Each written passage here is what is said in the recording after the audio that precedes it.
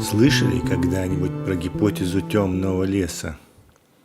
Вкратце ее можно описать так. Представьте, вы находитесь на краю огромного, просто чудовищного по своим размерам темного леса. Кроме деревьев и тьмы вы практически ничего не видите. Вы ничего не знаете ни про обитателей леса, ни про их характер, размеры, монстры ли они, сидят ли они вас, сбежавшись на ваши крики и шум. Вы даже не знаете, есть ли они вообще. И при этом вы начинаете кричать, громко разговаривать, шуршать листьями. Вы беспечны, как идиот. И вы так делаете уже больше 100 лет с момента изобретения человечеством радио. Скорость распространения радиоволн приблизительно равна 300 тысячам километров.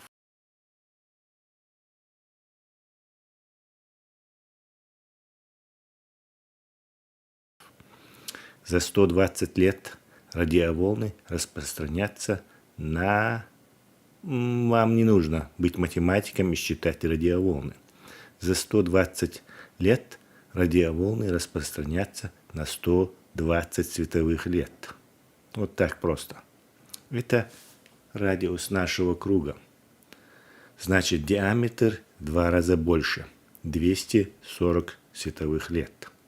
Сколько звездных систем в радиусе этого круга?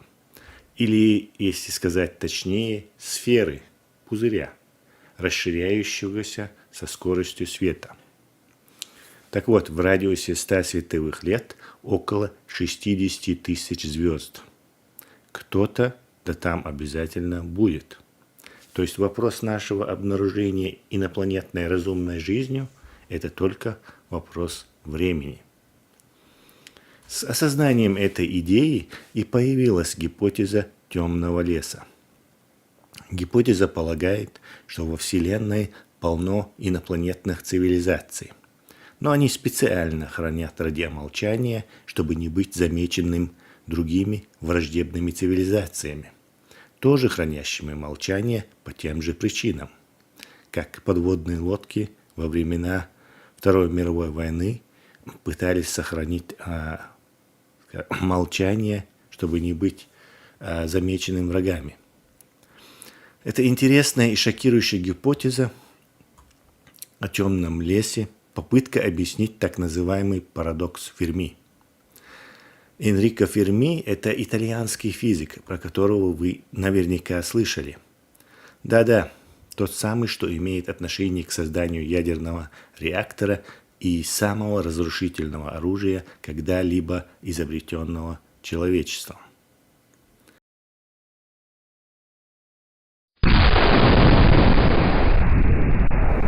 Энрико Ферми на одном из своих обеденных перерывах, ланч-брейков по-английски, где его коллеги-физики в разговорах очень любили обсуждать инопланетян, в те времена тема летающих тарелок была очень модной в прессе.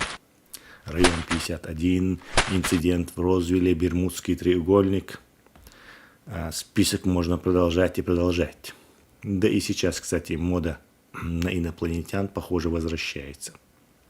Позже мы вернемся к нашим временам. Это имеет отношение к нашему разговору. Так вот, Ферми, который слушал своих коллег и внезапно перестав есть, воскликнул: «Почему мы их тогда не видим?» С этого и родилось выражение «парадокс Ферми». Вкратце он примерно сформулирован так. Если разумная жизнь – частое и обычное явление во Вселенной, почему мы не наблюдаем цивилизации инопланетян? Вопрос. В некоторых вариантах говорят или уточняют сверхцивилизации. Действительно, наблюдать и не видеть нужно именно сверхцивилизации, достигших так называемого космического уровня. Обычные мы так просто не увидим.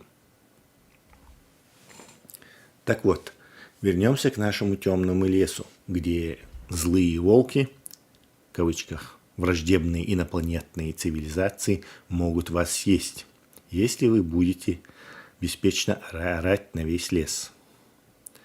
Давайте разберем эту интересную тему и проследим цепочку рассуждений, приведших ученых к этому парадоксу.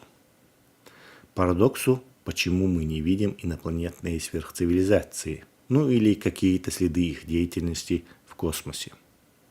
Итак, первое звено в цепи нашей гипотезы. В нашей галактике миллиарды звезд, похожих на наши. Второе звено. Вероятность, что множество из этих звезд имеет планеты в так называемой обитаемой зоне, очень высока. Справка. Обитаемая зона – это зона вокруг звезды, где есть жидкая вода и более-менее приличная температура для возникновения жизни на основе углерода. Жизнь на основе кремния не будем принимать в расчет. Третье. Множество из этих звезд старше нашего Солнца, что означает, у них было гораздо больше времени для появления сверхразвитой разумной жизни, чем у нашей звезды. Четвертое. Такие развитые цивилизации должны освоить межзвездные перелеты. Пятое звено. Такие развитые цивилизации даже при очень медленной экспансии и колонизации космоса уже давно должны были освоить все звездные системы нашей галактики. Шестое. Суммируя все это, несмотря на эти разумные и логичные, на первый взгляд, предположения, мы не имеем убедительных свидетельств, что существует инопланетная разумная жизнь.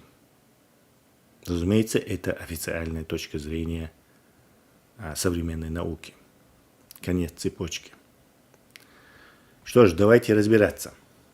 В отличие от времен Ферми и Шкловского, у нас, у современников, есть гораздо больше сведений и наблюдений из-за космоса с несравнимо лучшими телескопами и вычислительными возможностями. Быть может, инопланетная деятельность у нас под носом, и мы просто не хотим ее замечать, принимая за что-то другое или за природные явления. Допускает ли кто-нибудь такой вариант? Давайте подвергнем анализу цепочку рассуждений, приведших ученых к парадоксу Ферми. Итак, первый аргумент. В нашей галактике миллиарды звезд, похожих на наши. Проверено, это очевидная истина. Второй аргумент. Вероятность, что множество из этих звезд имеет планеты в так называемой обитаемой зоне. Проверено, не для всякого сомнения, это также очевидная истина. Третий аргумент. Множество из этих звезд старше нашего Солнца, что означает, у них было гораздо больше времени для появления сверхразвитой разумной жизни, чем у нашей звезды. Проверено, также нет возражений. Четвертый аргумент. Такие развитые цивилизации должны освоить межзвездные перелеты. А вот здесь стоп.